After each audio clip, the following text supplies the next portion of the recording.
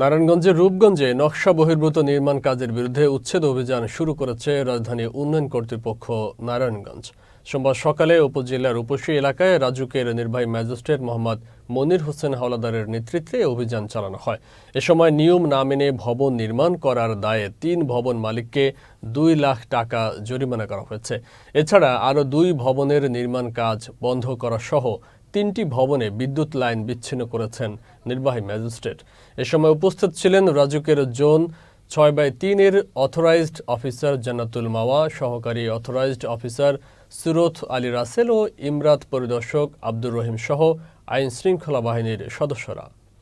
এই 5টি স্থাপনার মধ্যে আমরা আংশিক ভেঙেছি, যেগুলো ব্যত্যয় করেছে। এখানে পৌরসভার নকশা আমরা দেখেছি অনেকে নিয়েছে, তো আমরা সেটাকে দেখে যতটুকু ব্যত্যয় অংশ ছিল সেটি আমরা ভাঙার চেষ্টা করেছি এবং বাকিটা অঙ্গীকারনামা নিয়েছেন, ওনারা নিজ দায়িত্বে ভাঙবেন। আমরা এই 5টা স্থাপনা থেকে মোট 2 লক্ষ টাকা জরিমানা আদায় করেছি। এই অভিযান কি চলমান থাকবে?